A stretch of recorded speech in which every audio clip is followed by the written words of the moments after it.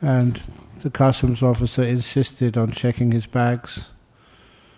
And he said he had nothing to declare, but when they opened his bags, they found out these 2 bottles inside.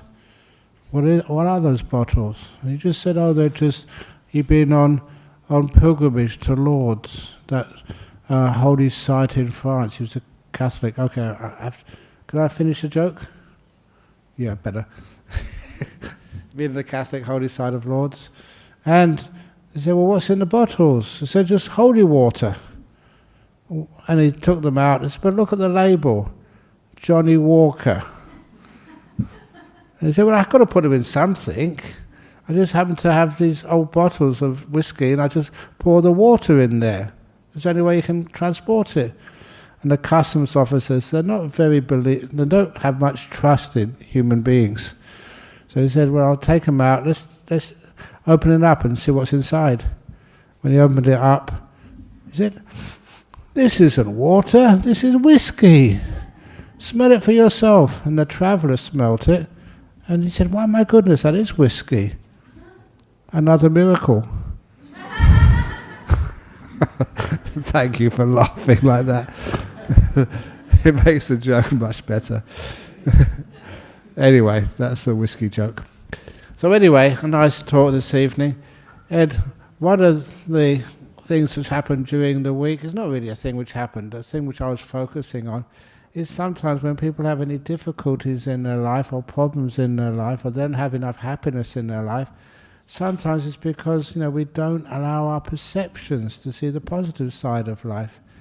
Sometimes our perceptions, the way we look, are so conditioned, and sometimes by too much negativity, and we don't realize that how we actually see, how we feel, the names we give them, can sometimes change something which should be very pleasant into something which is boring. I don't know how many people, even when they say we meditate, I say, well, what are you doing all the time? Just meditating? Just shutting your eyes, getting dull and dozy or whatever? And my goodness, I was very fortunate to have some good teachers when I was young. Even like when I was at university, and they taught you how to meditate, and straight away they were teaching you that this is a very positive experience. It's beautiful, it's delightful, but nothing's happening there. Yes, exactly. And so after a while I started to really love peace and silence and stillness. It was one of the most beautiful things which you could hear and experience. When I was a student, I liked rock music. I saw some great rock bands when I was young, even seeing the very first concert of Led Zeppelin in a Marquee Club in Soho in London. Seeing the Rolling Stones when I was only 11, and who was the other person? Yeah, I went to this a show with my brother. Only 6 people turned up to watch this band. You know who the lead singer was? Who was it? No, it wasn't Mick Jagger or Beatles. It was, what's his name again? Sorry? No, not John, not Paul McCartney. It was Rod Stewart, thank you, yeah. Rod Stewart. There's only 6 of us listening to him. It was like a private concert in those days. I love those days. But even though you heard these amazing musicians, later on in my life as a layperson, I started enjoying classical music. I didn't know why. But it was actually much more peaceful. And then later on, you like listening to the sound of the wind in the trees. That was even more delightful. But then afterwards, the best sound was the sound of stillness. When you close your eyes and got into meditation, that was so delightful. And I wondered actually why. These were just experiences which you had. You tried to find out why. Why do you get more delight when things settled down and were very still? And there was such satisfaction. I realized afterwards that what was happening, that every time that you had to listen to very loud music, it tired you. And when you were more still, listen to softer music, especially softer music like classical music, I noticed when you went to a concert and listened to some sort of 30-minute long performance, you had to be still. You had to be mindful. Every moment you had to be aware, because if you miss something, you miss the connections between the different parts of the performance. But the stillness was the best, because you couldn't say anything at all, otherwise it wasn't still. You can't just go around and say, oh, that was good. Then you destroyed the stillness.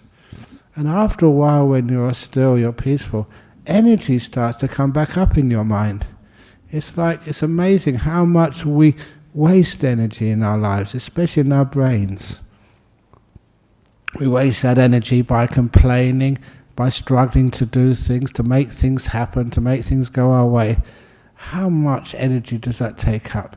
Just imagine that you didn't try and change anything at all in life. You had nothing to do. You could just sit here and just listen and soak up the atmosphere, soak up the silence, enjoy the peace, what they call peace of mind. You don't get peace of mind by changing the world to be perfect in your opinion. That can never be done.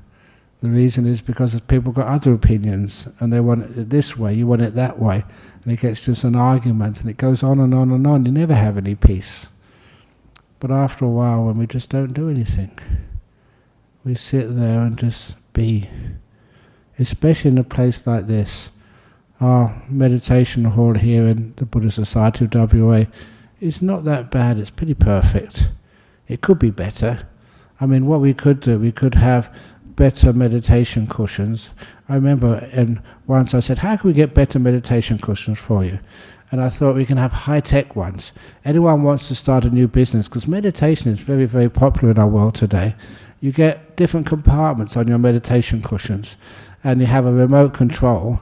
So, you can actually inflate, if your back is a bit too sore, inflate the one in the back, so you go higher and higher and higher, it gets softer. If your knee's a bit sore, you can inflate that one so it goes up. And if you're too cold, you can actually heat it up. If it's too hot, you can cool it down.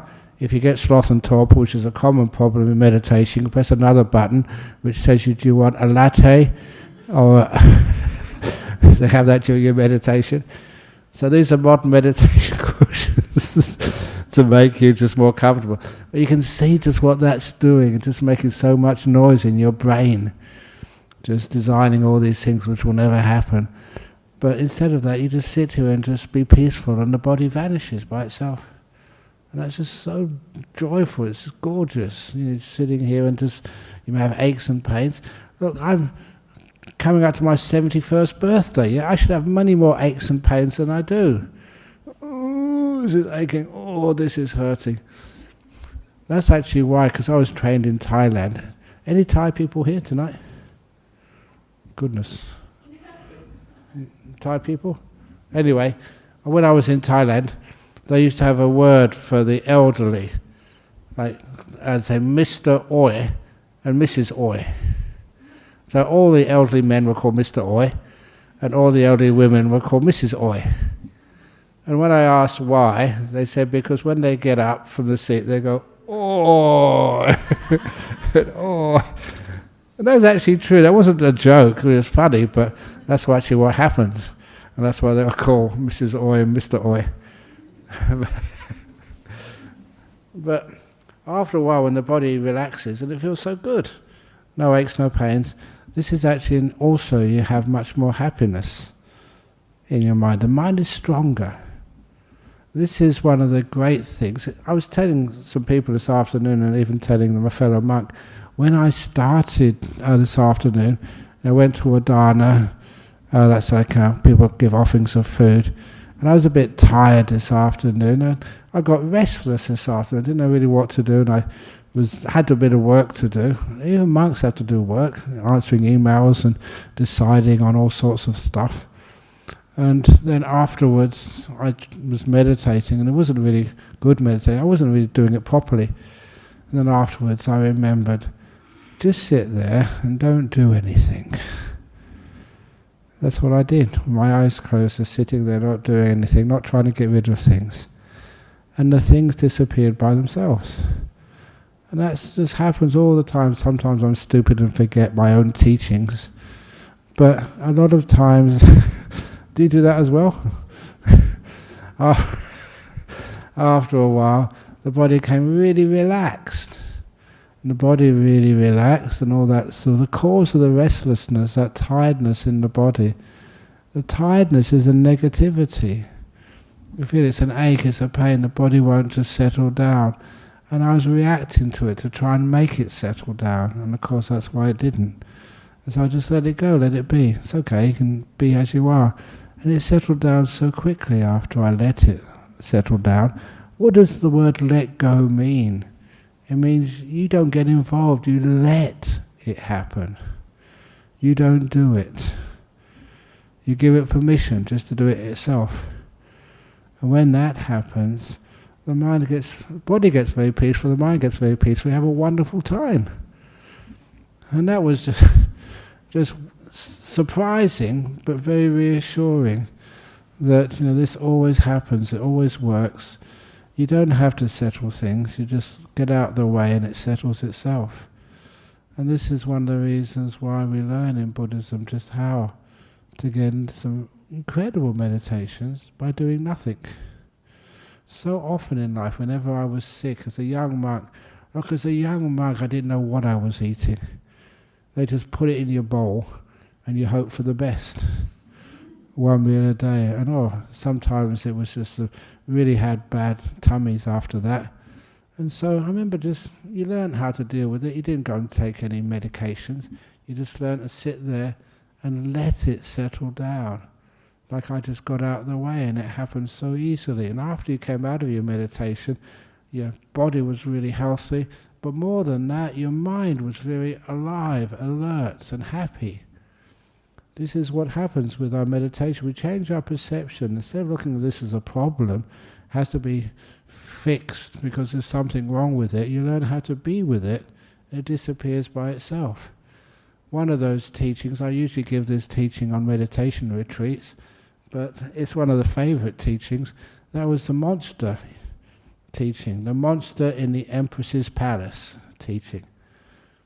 And if you probably heard it before, if you have, it's nice to hear it again, because I always change it a little bit and make it a little bit more alive. And so once there was an empress, very powerful woman, and she came to the Buddhist society in the evening, as powerful, impressive empresses would do. But anyway, while she was in the temple, this big monster, this terrible demon, was ugly, smelly, stinky, and very frightening, came into her palace. And some beings are just so frightening, so terrifying. You just take one look at them, and all these people are supposed to be security guards. They're supposed to protect the place. They just froze. Some of them just went into the broom cupboards to hide. Some went under the tables, sometimes behind the flower pots, because they were terrified of this monster. And so that allowed the monster to go right into the Empress's room and sit on her chair, her throne. And that was just one step too far. So all of the security came out and said, "Get out! You can't sit here. This is our Empress's chair." Imagine what would happen if on a Friday night, before I came in here, this big monster came and sat in my chair to give the talk. What would you do? You run away. So anyway, but after they saw him sitting and they thought, "Oh no, we've got to do something." So they said to the monster, "Get out! Get your butt out of that chair." I was going to say the other word. So, sometimes I think that's what people want me to say, but then I get into trouble from some people afterwards. They heard it on the internet and said, "Oh, please don't say that word." So anyway, get your butt off the chair, you arse. Oops. Anyway, so and it wouldn't do it, and they threatened it. got out guns and swords and all sorts of stuff. Get out, you're in big trouble, you're not supposed to be in there. But the weird thing which happened, that every unkind word, unkind deed, even unkind thoughts, that monster just grew bigger and more ugly and more violent, even more smelly. And that just made them get even more angry. And they were making so many threats to this monster that when the Empress came back home after listening to a very inspiring talk at the Buddhist Society, they're always inspiring, aren't they? Oh, thank you. When he came back, this monster was huge. Now, I haven't seen movies or TV for such a long time. I asked the monks once, what was the biggest, ugliest monster in the movies? And you know what one of the monks said? Oh, the biggest monster, the fattest monster was Ajahn Brahm. I said, no, that's mean. They were just laughing. I said, Jabba the Hutt or something. Does that make sense? Jabba, this big slug. Which, so was it? No, because I don't know anyway. But anyway, this was a big ugly monster, huge, very violent and very smelly. It was so smelly that even the maggots crawling on its skin threw up. They vomited. Even the maggots couldn't stand the odor of this monster.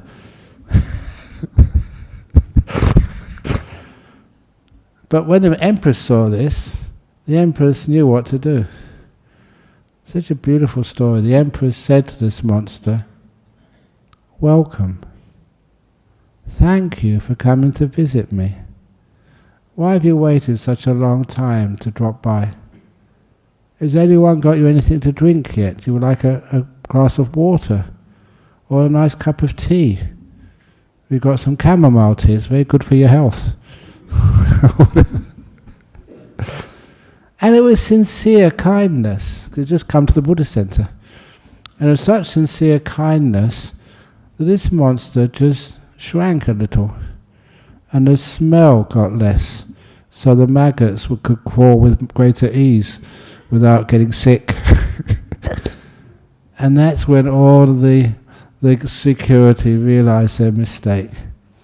They were giving anger to this monster, and that was making the monster much worse. So then they decided, okay, now we know the solution. They got him some cups of tea, juices, orange juice, apple juice. Someone said, do you want something to eat? We got some deviled ham sandwich, really good for monsters. Someone got a monster pizza for it. Some of them, they gave it a foot massage. Imagine how big monsters' feet are. They had so many toes on there.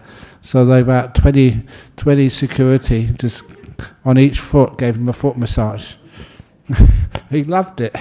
And even the neck massage as well, because had such a big head on his shoulder. So they, just over there a bit more, over there, oh yeah, that's really nice. It was so rare for the monster to get a massage. It was lapping up every minute of it. And so the monster was getting smaller and smaller and smaller. And so they gave the kindness so much. Again, they did order the monster-sized pizza, but apparently you can get monster-sized pizzas. They do, okay. So that's a great dish to give to a monster if they come into your house. And they were so kind to this monster, they kept on shrinking and getting smaller and smaller and smaller until it got so small that one more act of kindness and the monster vanished completely away. And that was the end of the anger-eating monster. I called it anger-eating monster because that's the word the Buddha gave it. It's a story which is in the Yaka Samyutta in the Digha Nikaya. No, so in the Samyutta Nikaya. And I adapted it a lot. But it's such a beautiful story. But that was the essence of it, that some of these demons, they eat anger and their will negativity, they get bigger and bigger and bigger. You say, welcome, thank you for being in here, and they start to disappear. You're changing your attitude towards things. And there's so many anger-eating monsters, especially in psychology. Instead of saying, get out of here, you don't belong, say, welcome. Welcome to your schizophrenia. Thank you for being in here. Instead of looking upon it as something it's supposed to get rid of. Bad memories. Welcome. Instead of looking upon them as something you have to discard and get beyond. Weird, isn't it? But how many times does psychology tell you to get rid of these things? And when you try and get rid of them, when you give them negativity, they get bigger and stronger, and they obsess you even more. Is that the way? And after a while, in yourself as well, all your faults you have. Come on, get out of here, you don't belong. What do you mean you don't belong? They're here. I don't know why they're here, but they're here. And they make you who you are. You perceive it in a totally different way. You can't really change even the biology of your brain, but you can change the way you look at it. Change your perception, and after a while, that is the way that these things vanish and disappear. This is not just Ajahn Brahm making up stuff. I've been around a while and gone to many sort of conferences, and that was one of the things, I tell this story a lot, the conference over in the mental health unit in Singapore a few years ago, where the professor of the schizophrenia unit, this big shot, he said he was a Catholic, but he still wanted to I don't know why I say he still wanted to. He was a Catholic, but he wanted to actually invite me to give a Buddhist blessing to his unit. So it's weird, you're a Catholic. I said, but you won't tell the Pope, will you? I said, no, I won't tell the Pope. and he said that, I asked why, and he said, because that's how I treat schizophrenia in Singapore. I said, how do you treat schizophrenia? He said, I don't. I treat the other part of the patient, realizing schizophrenia is not the totality of that person. Whatever you are, whoever you are, you may have your faults. Please don't focus on them and think that's all you are. You're much more than that. That's why even that, again a powerful story, the 2 bad bricks in the wall. You know, so often it was the case that people are so judgmental, and what they judge is the bad things about themselves. We criticize ourselves.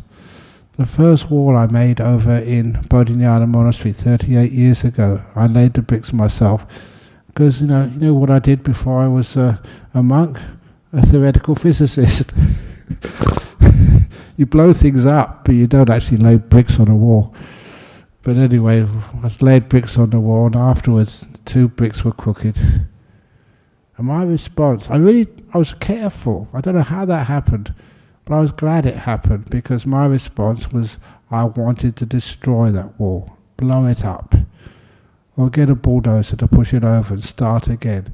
I was embarrassed. I took it personally. I was supposed to be a perfectionist. I made a mistake and everyone could see it. What's wrong with that? Is there anybody in this room who's never made a mistake? Put your hand up. Okay.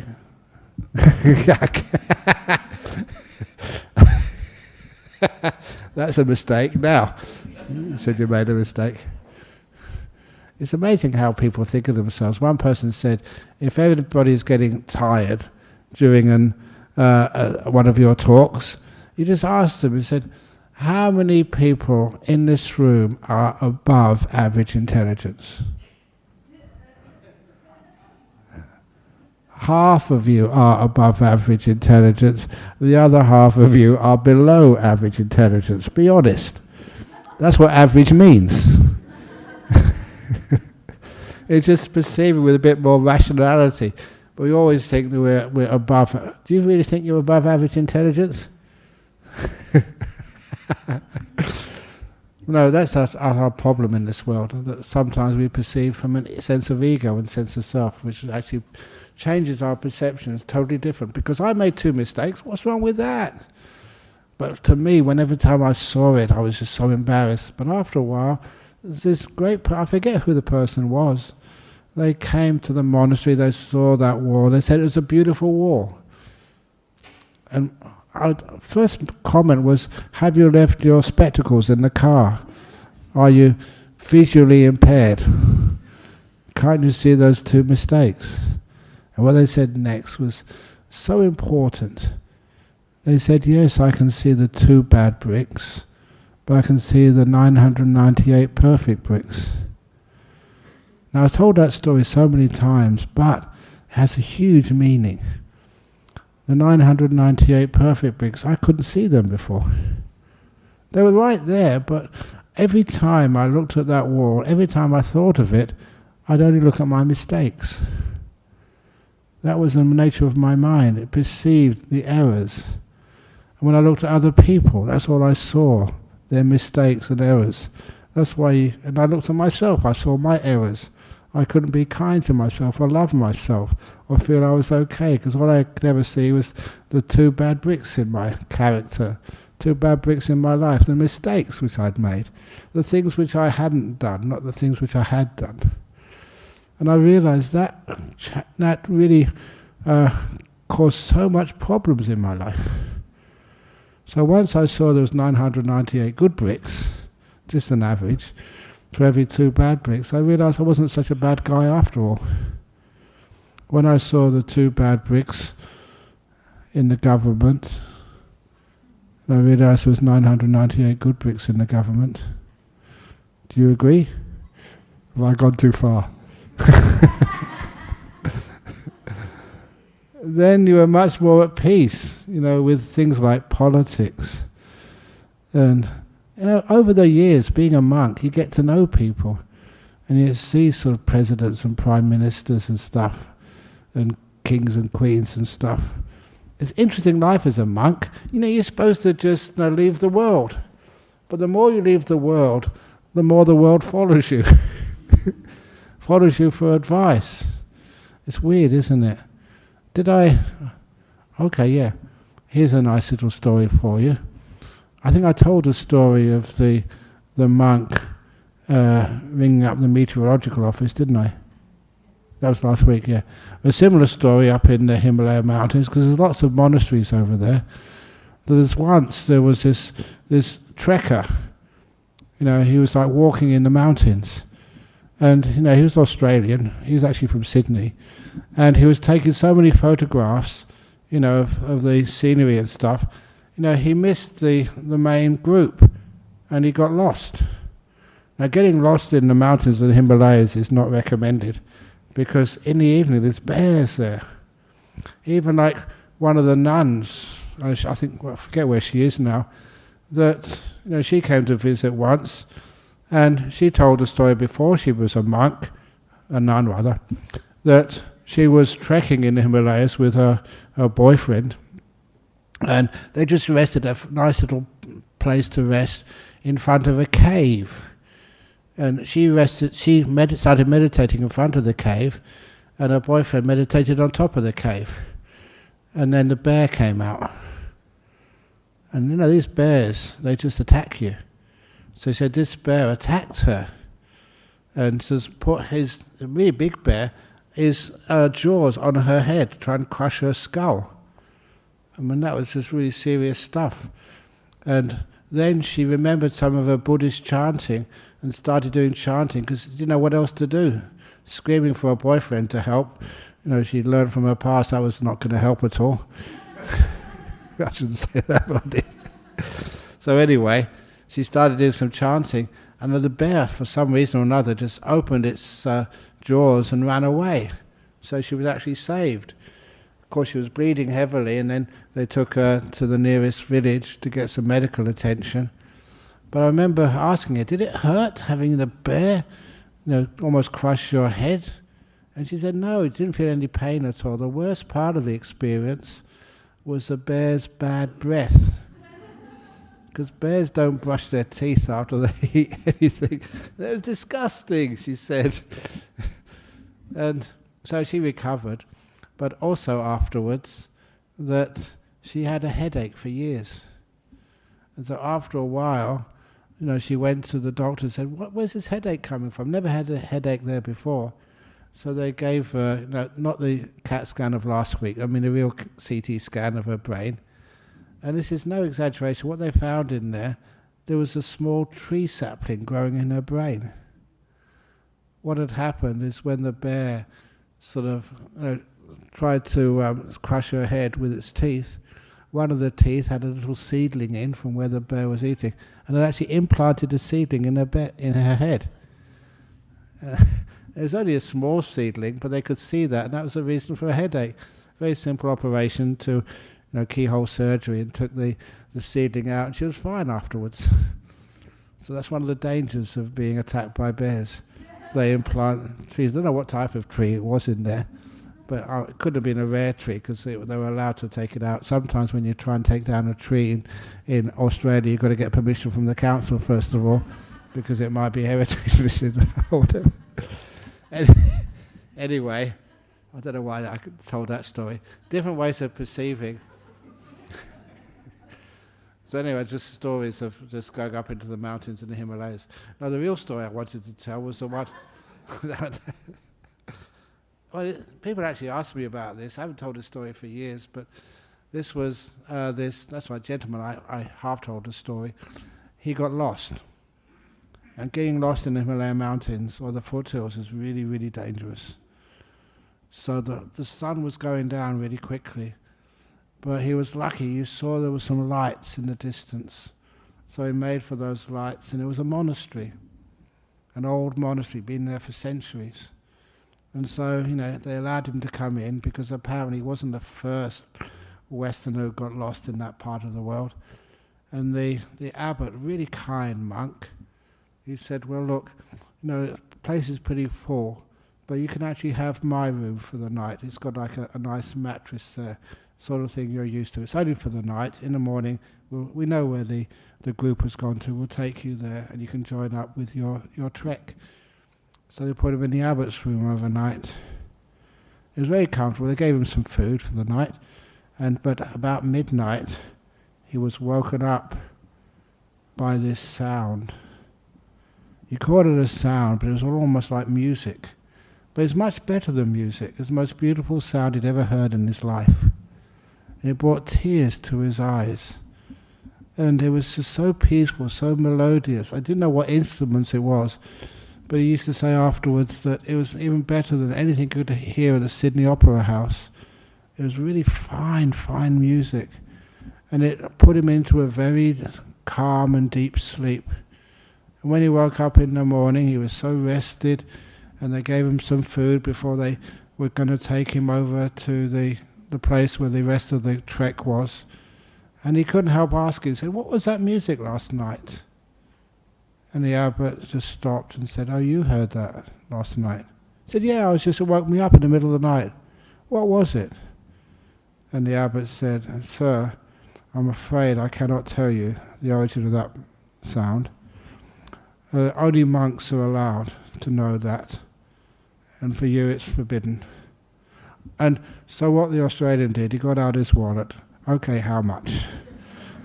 He said, no, I don't. You give me the whole thousands of dollars, we still won't tell you. The only way that you can find that sound is you have to become a monk yourself. And so he got really fed up. He said, look, you've got to go now, otherwise you'll miss the trek again. So this guy from Sydney joined the trek and eventually came back to Sydney. And what that noise was the most beautiful sound he'd ever heard in his life. That just bugged him so much. He went to every psychologist and therapist he could find in Sydney because he couldn't even forget it. He couldn't put it aside. And after 1 year of suffering, not knowing what it was, he said, well, nothing more to do. He just got the plane to Kathmandu, went up into the Himalayan mountains, found that monastery, knocked on the door, and said to the abbot, who remembered him, he said, I was here about a year ago, and I heard this amazing sound, and I can't put it out of my head. It's obsessing me. Please tell me what it is. And the abbot said, look, I can't tell you. Exactly, said this man. So, you say I have to be a monk to know the meaning of that sound. So please ordain me as a monk. And the abbot said it will take over a year of training before you can become a monk. I don't care. I'll do that training. please ordain me so I can hear what that sound was. So he entered the long, hard training of being a monk, learning all the chanting, learning all the rules, and 12 months later, on the anniversary of his arrival, they gave him the ordination. And as soon as he was ordained, what did he ask the abbot? I'm a monk now. Please, you must tell me what that sound was, the most beautiful sound in the world. He said, okay, look, I'll do better than tell you. I'll show it to you tonight. Come to my room at midnight, and I will show you. So he arrived, of course, about half an hour before midnight. He was so excited. He'd given up so much of his life to become a monk, and so he could find out the meaning of this sound. And now he was a monk, the abbot could tell him, even better, show him. So that night, about 10 minutes to midnight, the abbot let him into the room. And he drew a curtain aside from the room. Behind that curtain was this very ancient wooden door. I mean, like really old. It must have been built there hundreds of years ago. And the abbot from his desk took out these ancient keys. And the first one was a wooden key. And he put it in the keyhole, turned the wooden key and opened the door. Almost as soon as he opened it, you could hear the noise, the music. It was like heavenly music, not the sort of thing you'd hear at any concert hall. Much, much better than that. And he was so excited, he waited such a long time to hear this. And he went down the passage with the abbot, and there was another door, and that was an iron door, solid iron. Must have been dug from the mountains again centuries ago and cast into this really heavy iron door. You could see the rust on it. It hadn't been opened for years. Had the iron key, put it in the latch, turned the key and opened the door. And of course the music was even more sonorous, even nicer to hear. And it went down the passageway a bit further, and the third door was a silver door. It had lots of jewelry in it, like precious stones. They're getting closer to the source of this most amazing music.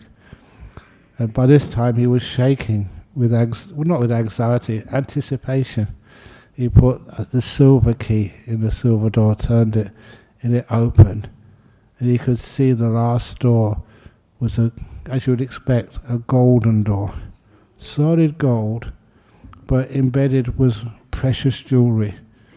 Ancient heirloom of this monastic order. And you could hear the music so much clearer by now.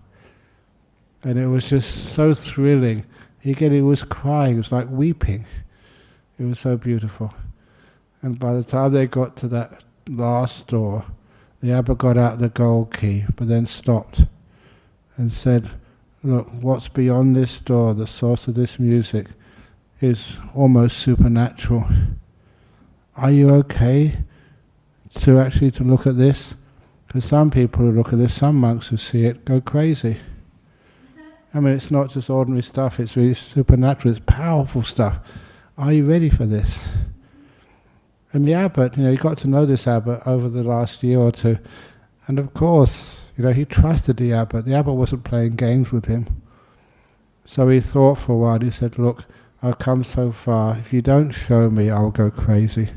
For sure. So please, open the door. Okay, said the abbot. He put the key in, and he opened the door.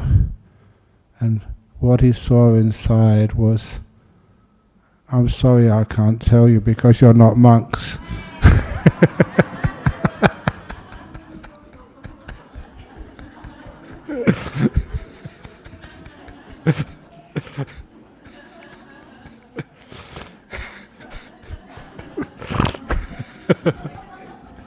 I can tell you afterwards.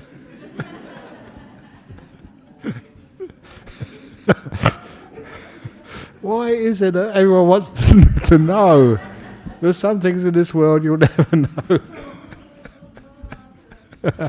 I tortured you. So sorry about torturing you. But that's one of the stories. that what that's actually doing, the obsession, we have to know things. Change your perception. You don't have to know everything about life. You just have to know enough to know how to be peaceful. Of course, I've told that story many times before. I even wrote it in one of the books, and you can see just how it just builds you up like an advertising campaign. You really want it. Even sometimes people send emails to me, Ajahn Brahm, please tell me. I want to say that you told me. Where is that monastery? But anyway, this is actually teaching something. Do you really need to know those things to be peaceful, to be satisfied, to be calm inside? And of course you don't. This is one of the reasons why that when we learn how to look at our perceptions, it's our perceptions which cause all the trouble. So you're at peace with yourself. You don't have to know everything in this life. You don't always need to be correct. You don't need to be the best monk in the world, the best person in the world. Just learn how to be yourself and be at peace with yourself. Change the perceptions about life. You know, what foods do you like and what foods don't you like? I'm not sure what you like and what you don't like, but sometimes there's these restaurants and it's in the dark, so you can't see what you're eating. And then after you've eaten something, you say, oh, that was really nice. And then you find it's the worst food you thought you didn't like before. It just shows you how perceptions, when you take away the sight of the food, sometimes what you eat you don't know. You know that some years ago I went to Rolling Stone Primary School, and they invited me to give a talk to some of the students there. And I didn't realise who I was talking to, and they were grade 1s and grade 2s. How can you teach Buddhism to grade 1s and grade 2s? You know, can you actually tell that story about the most beautiful sound in the world to them? Or talk about the Four Noble Truths to grade 1s and grade 2s? And I had no preparation, but what I did there when I went into the room, I had to think on my feet very quickly. Actually, I wasn't standing, so I thought on my ARSE. I was sitting down. And I just asked them, so how many of you how many of you don't like rice pudding? You know what rice pudding is? You don't have to know, but anyway, how many of you don't like rice pudding? And you know what grade 1s and grade 2s are like, these little people? We know 2 or 3 people put their hand up. They did not like rice pudding. All the other kids, the boys and girls that were looking around, they saw these 3 or 4 people had their hands up, so they put their hands up as well. And after 2 or 3 minutes, the whole about 60 kids had their hands up. They agreed in grade 1, grade 2, Rolling Stone Primary School, they didn't like rice pudding. Okay, put your hands down. Now, how many of you have ever eaten rice pudding? And 2 kids put their hand up, and everyone else laughed. You taught Dhamma to grade 1s and grade 2s. They got it straight away, and so did their parents, and the teachers as well. Why is it we say we don't like it? We've never even eaten it. How much of life is like that? We say, oh, I can't meditate, when you never even tried. How many people say, I don't like this, but you don't know what you're saying. That's why some of the food which I ate, even here, that once I ate, I had some spaghetti, and you know, it had some ice cream, but the ice cream fell on top of the spaghetti in my bowl. So I had ice cream on top of spaghetti. Was that nice? You sure it was nice? Do you like ice cream on spaghetti? How many of you eaten ice cream on spaghetti? You have? I have. So I can actually say with honesty, it was disgusting. So a little bit of that's actually, why is it there's things we don't like, we never even seen it or done it, we just take it on other people's opinion. I just also remember, just very quickly, there was one of our members, Pauline Shield, those of you may have known her, she passed away last week. We're not sure when the funeral was going to be. But anyway, I remember one anecdote with her. We went on pilgrimage to India, and part of the pilgrimage was actually going to the Taj Mahal. I don't know why we went there, but said people wanted to see it, so I was dragged along. I remember sitting at a distance from the Taj Mahal in Agra, in India, and just asking myself, why is this beautiful? It's only beautiful because you're told it's beautiful. When I actually look at it from a distance, I say, what's beautiful about this? It's a bit of an exaggeration, and it almost ruined. Many people suffered because of building that. But people said it was a work of art. What's a work of art? Is it really beautiful? So I was questioning myself there. I remember Pauline coming up to me and said, it's a bit OTT, isn't it? And I said, yeah, well done. She too was challenging her perceptions. We were taught to say, this is beautiful. And when you actually look at it, challenge your perceptions. It wasn't that beautiful. I've been around a long time now, 70 years. Sometimes I see these photographs of these supermodels when I was young. When I was young, a young man growing up, I thought, oh, they're really hot. And I look at them today and say, I'll never go out with them. Fashions change and perceptions change. And that's why, which ones can you trust? So see if you can actually just look at your perceptions, understand them. It makes life much easier when you challenge some of them. And there's food you thought were disgusting, actually quite nice. And there's diseases which you thought were terrible and challenging, they're not a big deal. And just people who may be different, we think they should be stigmatized. They're not, they're just part of our nation, part of our world, part of being a human. And we accept and understand. We have a much more peaceful life that way.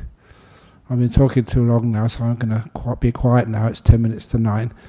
Is there any questions from the floor? And then we have questions from the internet. Comments, questions, complaints? Sorry? Strawberry.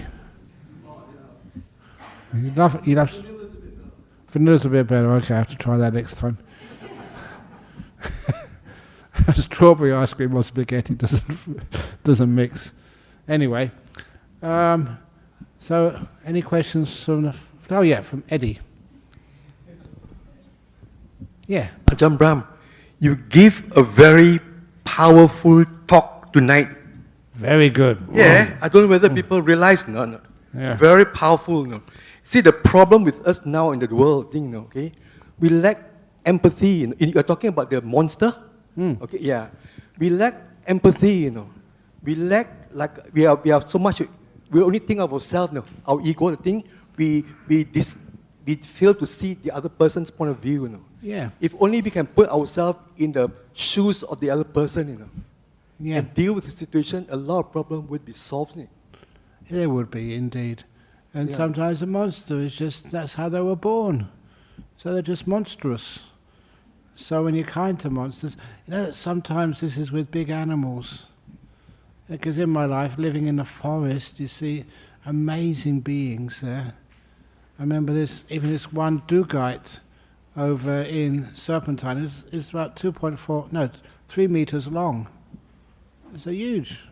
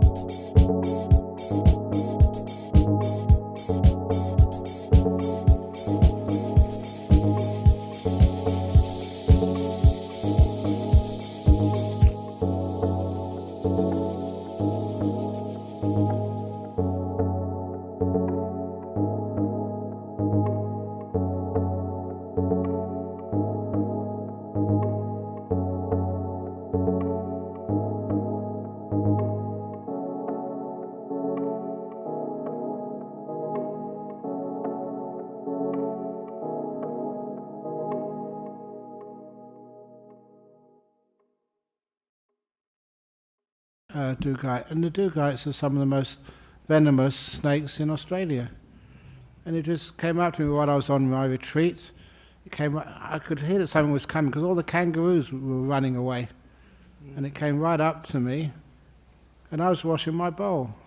And so it said hello, and I carried on washing my bowl. It could have attacked me so easily and killed me. I didn't feel afraid. I said, no, it's a hot day. It shaded itself next to my hut. That's how I knew it was 3 meters long. I built that hut. I knew how long that wall was. And that's actually where it was shading itself from the sun. And the strange thing was it had its head facing the other direction. It felt totally safe. And I always realize if you give animals a sense of safety, they'll never harm or attack you. Because let them have the perception, you respect them. Can I say just quickly about this situation now? No? I know a lot of people is going to hate me or won't believe me, okay? But doesn't matter, okay? Yeah. Currently, I was just thinking, like say for example, the war in Ukraine, Yeah. You have Russia fighting Ukraine, okay? Yeah. On the surface, you think, oh, it's bad, Russia doing invading Ukraine, this thing, without any like like they see it as bad, I think. Yeah. But have you ever thought, why does Russia have to do this thing?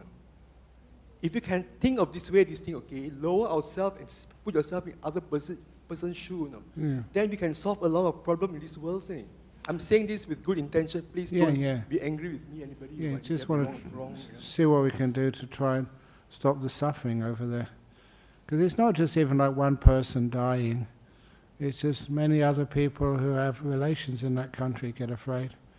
And even like people in Russia, like on the Wesak Day over here, there's one Russian, Alex. You may be listening this evening. He said, I'm a Russian, but can I please take the 5 precepts from you on Wesak Day? I said, of course. Because, just being a Russian or being Ukrainian, just if you saw them, you wouldn't know who was which. They're human beings. They're bigger than that. So anyway, just we hope that anger, worst thing is that somebody hurts your family member and you want to fight back. That just makes it worse. Anyway, we got some internet stuff. No internet questions? No internet questions? Oh, we have, okay.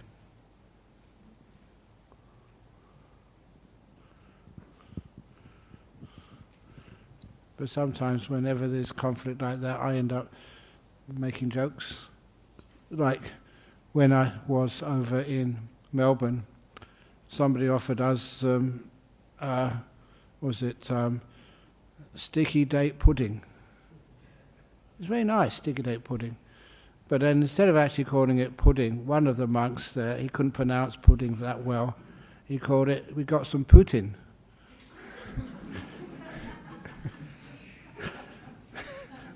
What type of Putin?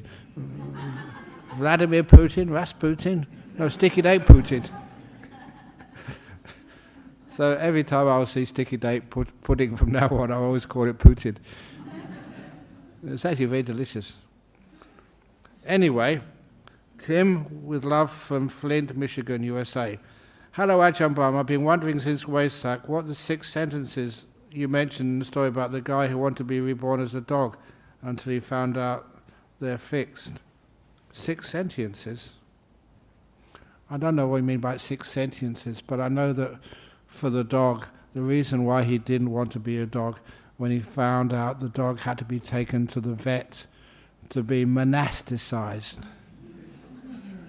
to be desexed.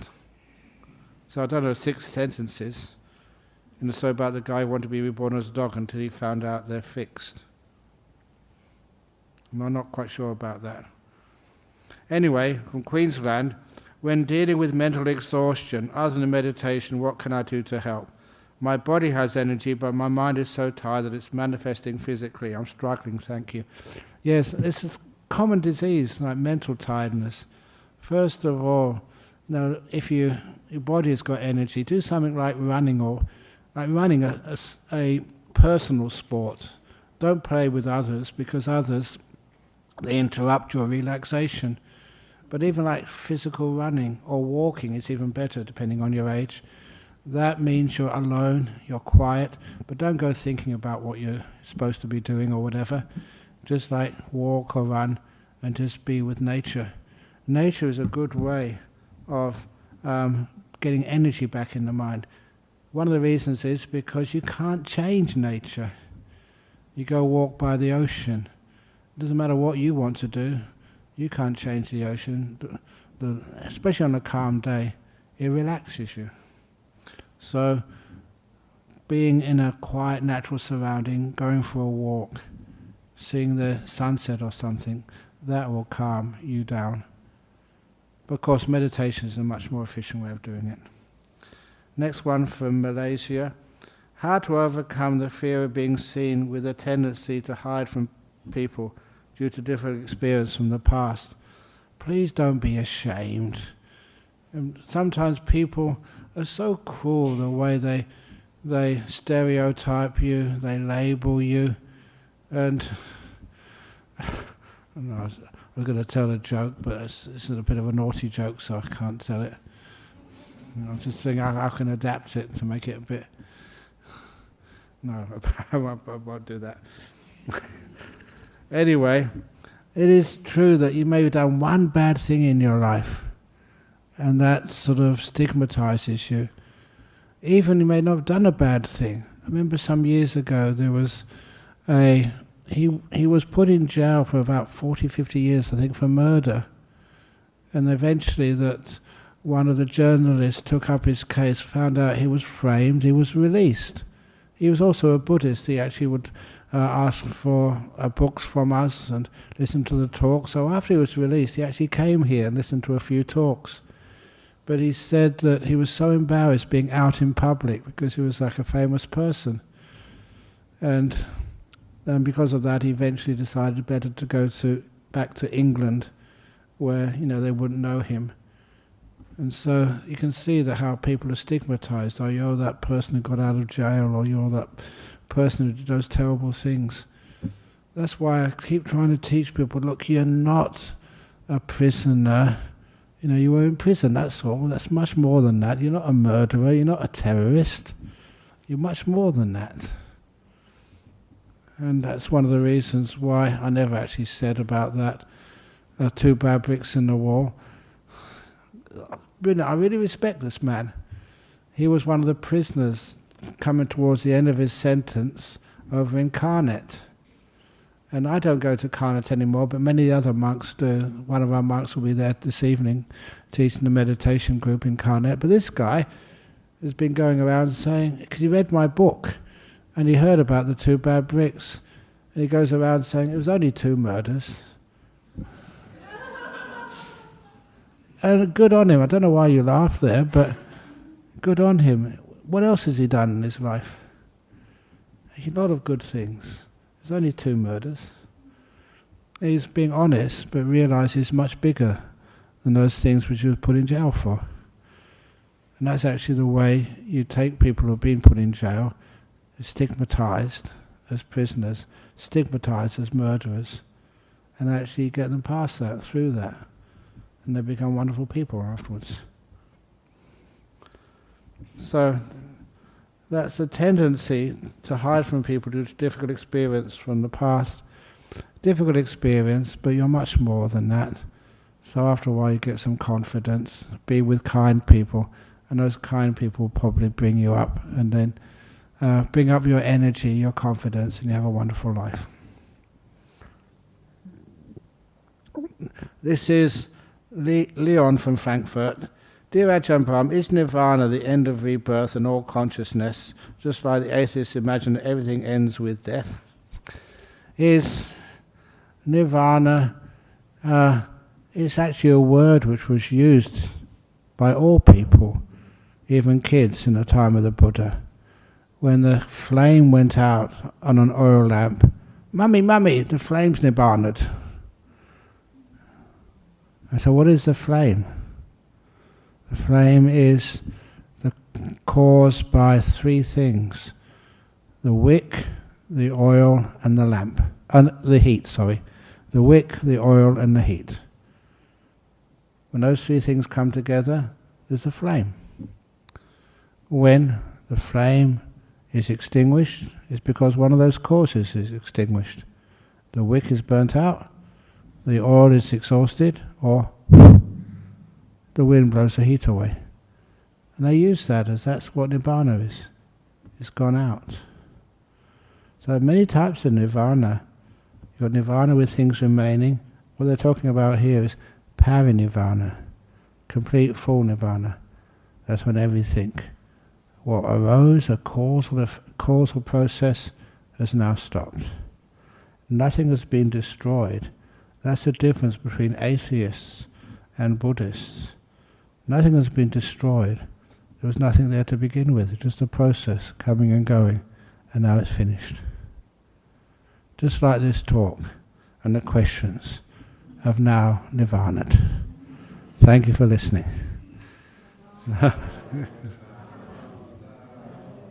Very good. So now we'll do the Arahang Samma Sambuddho, and then we see what happens afterwards.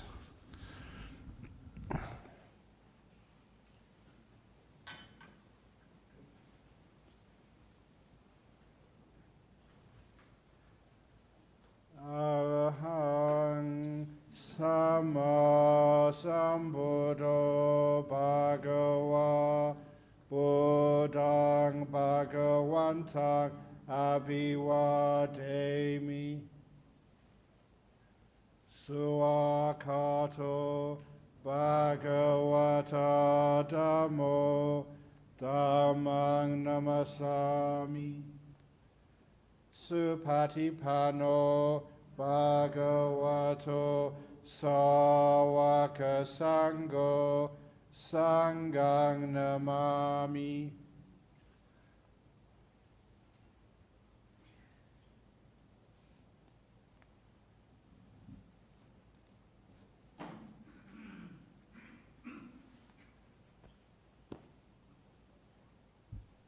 Very good. Excellent. So now, I wish you a pleasant evening, and those who've got questions can come up and ask them. Hello. Muta's working today.